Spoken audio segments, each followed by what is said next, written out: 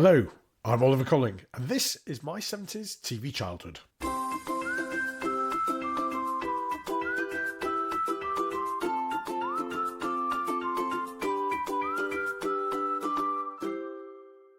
Hello, and a very warm welcome to you all. This is my 70s TV childhood, and we are a podcast which celebrates growing up as a child in the UK during that much maligned decade, the 1970s. And we also celebrate the central part that television played in our and our family's lives back then. Yes, the UK economy might have been on its knees. Yes, we all walked around wearing shades of brown and orange. And yes, not everything on TV was brilliant. But you know what? It was the time when I and many of you grew up. And just because of that, it brings back many happy memories. As a child, I used to love watching television, which was, for me, a window onto other worlds as well as an entertainment. I've mentioned this before, but my mother used to say I'd end up as a bin man if I didn't watch less TV. What she had against bin men, I still don't know, but I think she was probably trying to make a point about me rather than them. It is easy to forget what a phenomenon television was in the 1970s. It was still reasonably new. We only had 3 channels, which didn't broadcast all the time, and if you wanted to watch something, you had to be there at the time a programme was on, otherwise you missed it. That's right, no catch-up, or even video recorders for most of the decade.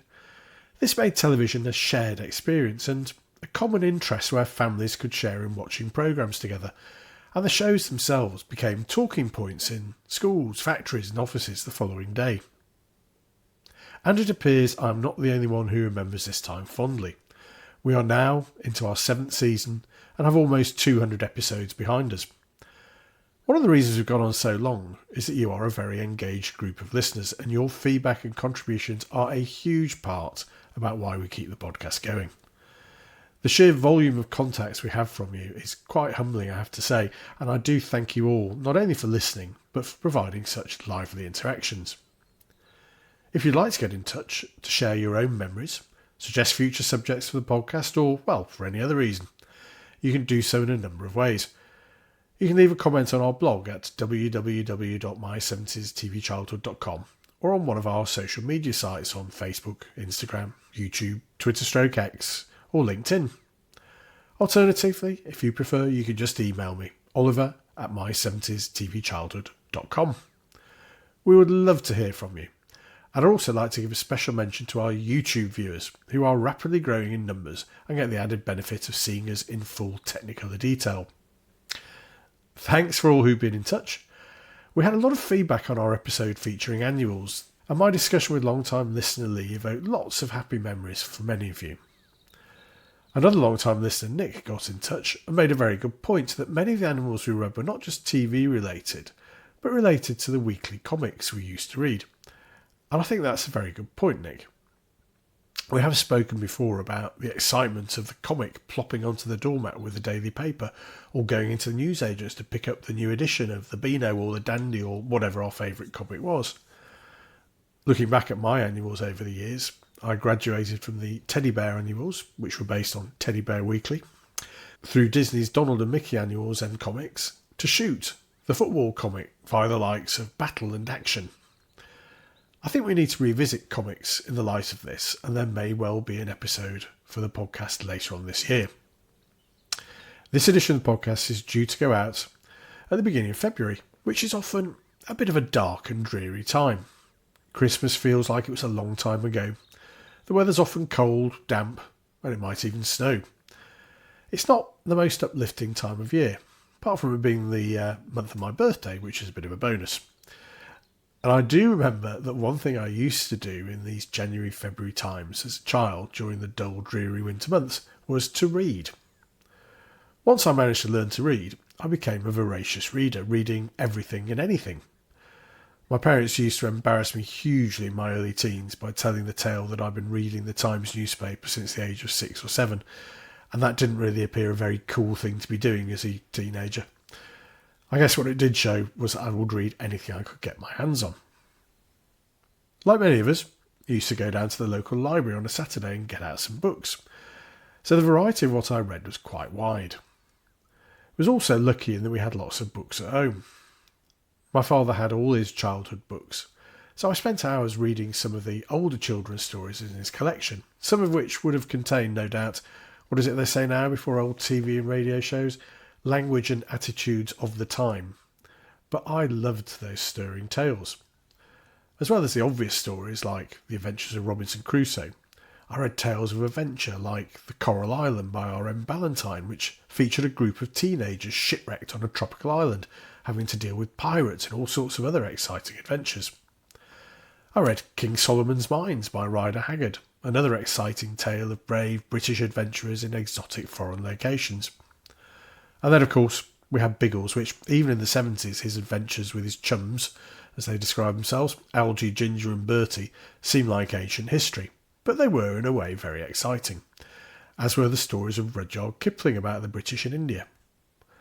Oh, and the other one that left a real impression on me was Tom Brown's Schooldays, and that was partly because the BBC had run a very memorable adaptation as one of their Sunday afternoon classic drama serials. I suppose the one thing that these stories had in common was that they were very British in their attitudes, with honourable heroes being selfless, brave, and displaying the stiff upper lip which British gentlemen did. These attitudes and ideas came from a time when Britain really did rule the world, and those attitudes were part of the reason why. Another thing which is also very British is a certain sense of humour. We can be self-deprecating, ironic, and joke about ourselves and the absurd situations we sometimes see. This confuses some of our European neighbours. I remember talking with a German colleague at work who said to me, in perfect English, obviously, he said, "Oliver, we know that the British have a good sense of humour, and irony is something you use often. And we know that you only mean 50% of what you ever say, which is also fine, but as Germans, it would be really helpful if we could know which 50% you meant and which you didn't." Which always made me think a bit. Anyway, the 70s saw this unique British sense of humour become part of our mainstream entertainment. Monty Python's Flying Circus is fondly loved as it pushed the boundaries of absurd humour and gave us many classic comic moments, which some people appear to be able to recite ad nauseam. But if you've ever watched old episodes of the show, it is very hit and miss. Moments of comedy brilliance sit next to real duds. But given how experimental the comedy was, we shouldn't be too surprised. Post Monty Python, and before the films, the men behind the show went on to do different things. John Cleese created Fawlty Towers. Eric Idle carried on the Python tradition with Rutland Weekend Television. And Michael Palin and Terry Jones created a new TV show that took that very British heroic tradition, exactly as I'd read about in my father's old books, and applied the Python-esque touch to it to produce a series of comedy dramas which stand alone, I think, as brilliant television. And we're going to be looking back at that series for the rest of this episode.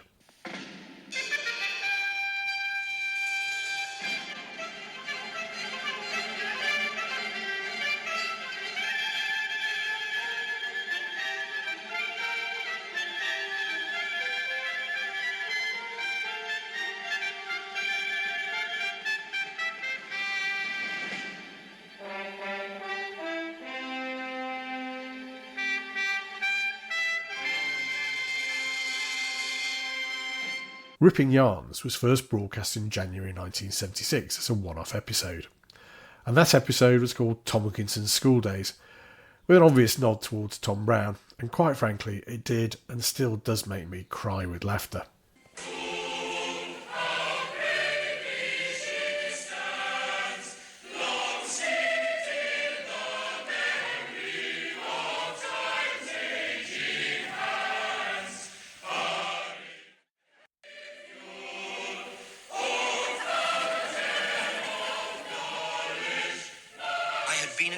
For 2 weeks, and the dour, forbidding place had produced such misery in my soul and fear in my mind as I had never known in my whole life. Everything about the place seemed designed to crush the soul and break down any reserve of pride I ever had. Thank you, Foster. Yes, Chris. Beating the headmaster was just one of those ghastly chores which produced such depression within me. Ooh, that's better. There was also the compulsory fight with the grizzly bear, which all new boys had to go through.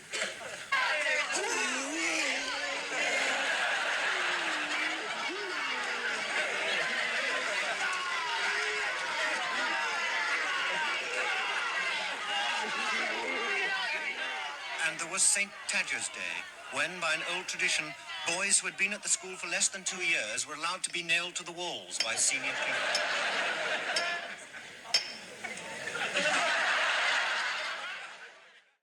The story concerns young Tomkinson, played by Michael Palin, being packed off to Greybridge, a traditional English public school where the usual features of the old story are wickedly taken off. As we've just heard, new boys had to fight the grizzly bear, and on St. Tadger's Day, new boys were able to be nailed to the wall. All absolutely ridiculous, but not that far away from some of the strange traditions and attitudes shown in books like Tom Brown's Schooldays. There's also a bonus in the character of Grayson, the school bully in this episode, who's wonderfully played by Ian Ogilvy, who was also, if you remember, a big star at the time for Return of the Saint. And he clearly enjoys the part no end, as Grayson gets whatever he wants as perks of his role as school bully. So he's allowed alcohol, cigarettes, and the company of an unmarried Filipina woman. Grayson addresses other pupils with epithets such as, "You dismally untalented little creep," and "You spotty little oik." Ian Ogilvy has a wonderful time with this. Now, without going through the whole plot, for various reasons, partly because he tries to escape from the school, Tomkinson has to take part in the worst event in the school's calendar, the 30-mile hop against St Anthony's, a Buddhist public school. The whole piece just satirises the likes of Tom Brown and the Greyfriars stories, and the whole idea of boarding school rituals, none better than in the ceremony before the race begins. Our opponent, St Anthony's, a Buddhist public school in Yorkshire, were legendary hoppers. As soon as we were in line, Mr Craffit, who was Gundy for the day, gave us each the traditional palfreys. Bloody for a palfrey. Hey! Tall laddie for a palfrey. Hey! Wee laddie for a palfrey. Hey! Medium-sized laddie for a great big palfrey. Hey! With a bit of chemical help from Grayson along the way, Tomkinson manages to avoid dying like most of his fellow competitors and wins the race, and then is nominated by Grayson to replace him as school bully, as he's being transferred to Eton to become their school bully. So as he returns to school, he finds the whole school waiting for him, with lots of banners saying things like "Welcome home, school bully." Surely the perfect chance for Tomkinson to change the system he's grown to hate. As I cycled back through the leafy English countryside towards Greybridge, 1,000 memories crowded into my mind of the horrors that had blighted my life there and the lives of so many of my friends and companions, and was to ruin my life for 3 more years. How could a system like that ever change? There was no hope left.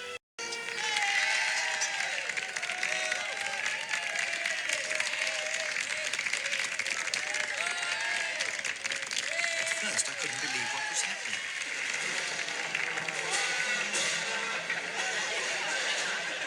Then slowly I realised perhaps there was a chance to change Greybridge. Boys, we cheer for Tomkinson. Hip hip! Hooray! Hip hip! Hooray! Hip hip!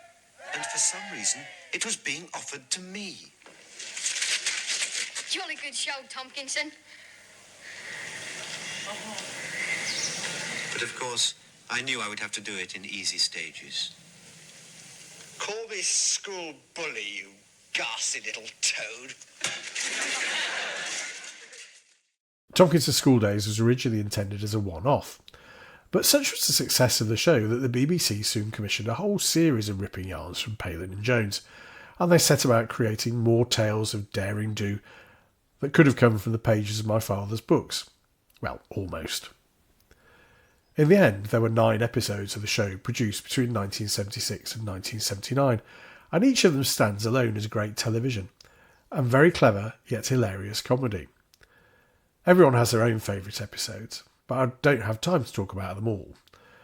So we have tales like The Testing of Eric Olthwaite, featuring a man so dull that his family try and avoid speaking to him, to the extent his father pretends to be French. And then Escape from Stalag Luft 112B, which parodies TV shows like Colditz and war films like The Great Escape, by featuring a British prisoner of war who's always trying to escape from the Germans, whilst his fellow prisoners would much prefer just to sit back and relax and wait in comfort for the end of the war. Murder at Moonstone's Manor and Across the Andes by Frog follow on in the series. But then the last of the first set of shows was The Curse of the Claw, which I do remember well, which is a horror thriller along the lines of old legends like The Monkey's Paw, or some of the old Hammer horror movies where an object, in this case a sacred claw from a tribe in Burma, obviously, which brings nothing but bad luck. And I remember when his father accidentally touched the claw and immediately broke both his legs. The second series of Ripping Yarns only featured 3 adventures, but 2 of them are some of the most memorable for me. And the first of those is a good old-fashioned football drama called Golden Gordon. 8-1.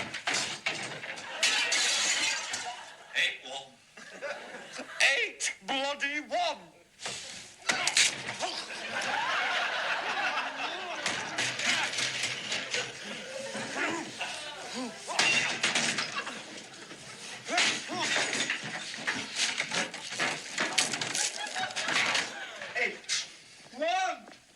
To bring us for the team of old age pensioners.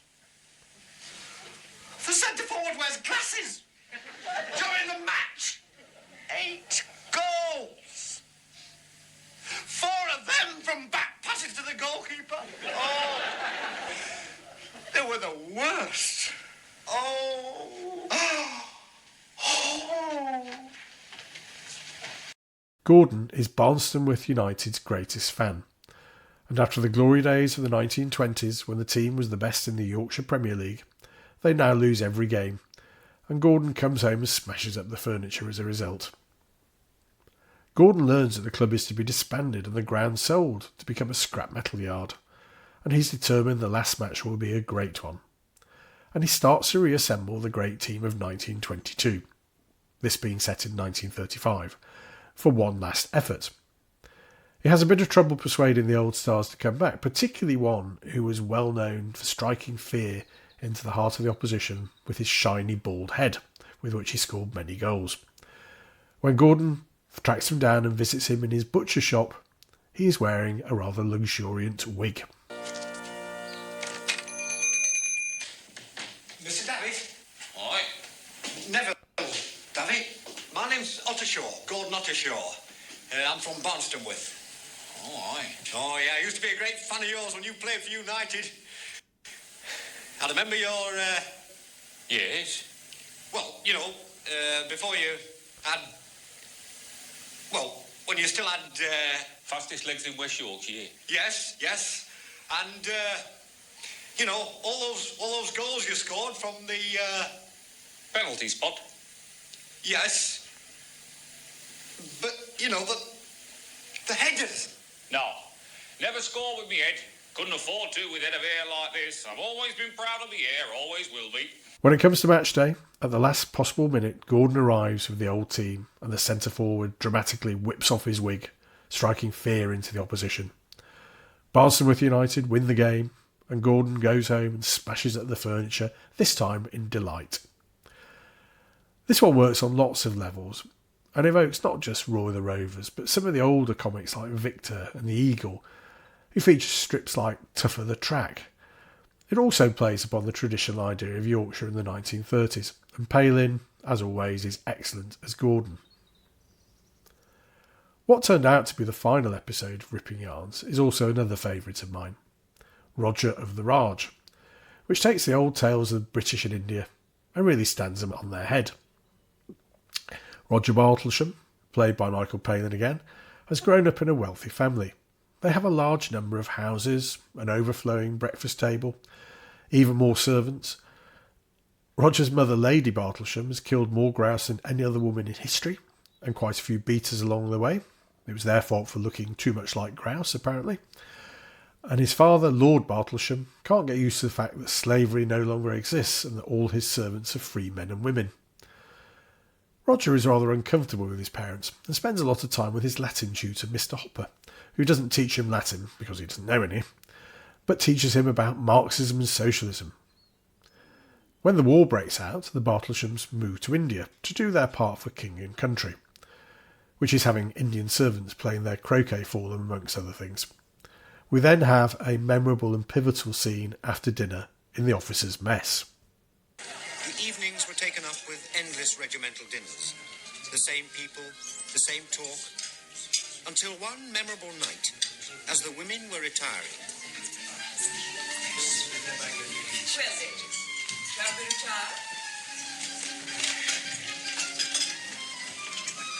We'll be in to spank you later, you firm, buttock young Amazons, you.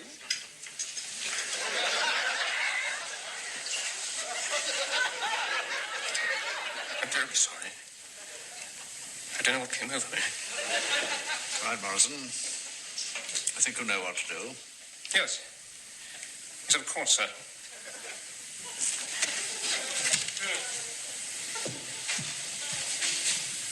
I apologize to you all.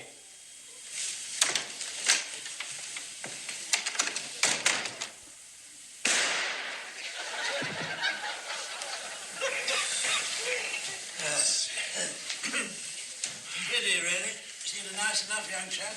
Yes, talented too. He could have been number 2 at the War Office if he'd lived. Friend of yours, wasn't he, Clive? Yes, he was my best friend in the regiment. Don't understand what makes a man ruin a career like that. Clive, what are you doing? Don't you want any port? Damn it, Clive. Don't be a fool. Would you like port? Yes, but not like that. Come on. Right to left. Let's pass it the other way for once. Oh, damn it, Clive, don't be a bloody fool. Think of your wife and the children and the regiment. Come on, take it. I say, Cooper, what's going on? Oh, it's nothing really, sir. He was just explaining. I was passing the port from left to right.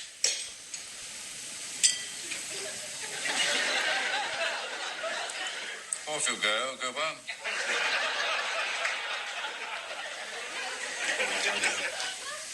But I want you to know that I don't care. Do you hear? I don't care. If that's the way you want to pass the port, you pass it. But you can pass it without me.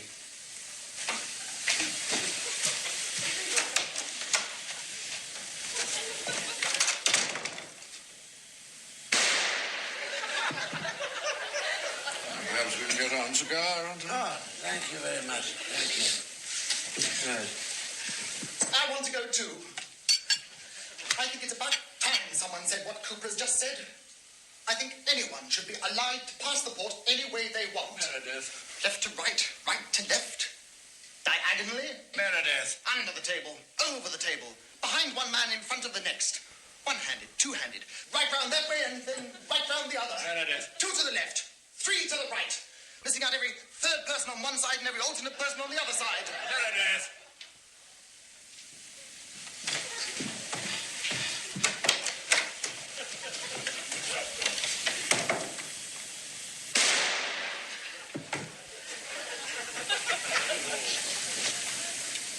May I say that it's not just passing the port that's at stake here. I believe the women should be allowed port as well. It must be the heat. No, I want to speak. I feel that women should be allowed to drink port and brandy and Madeira. Daintree, you must be overtired. And that they should be allowed to sing and dance and throw back their heads in laughter and toss their beautiful hair and smile and make the world a happier, saner place. Off you go.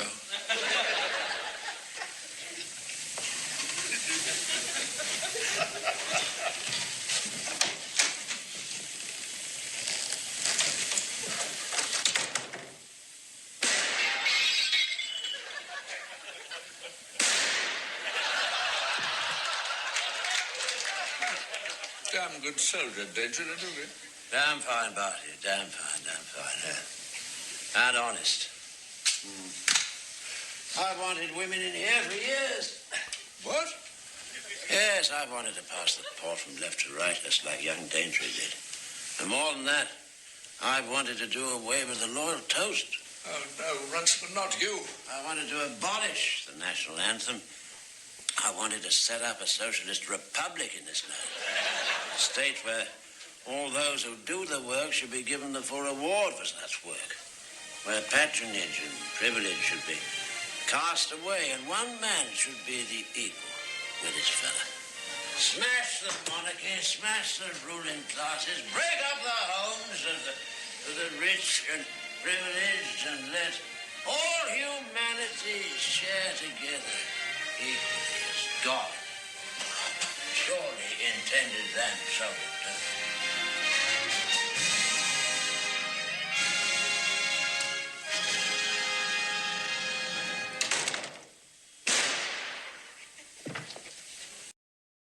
That scene in itself demonstrates the genius of ripping yarns.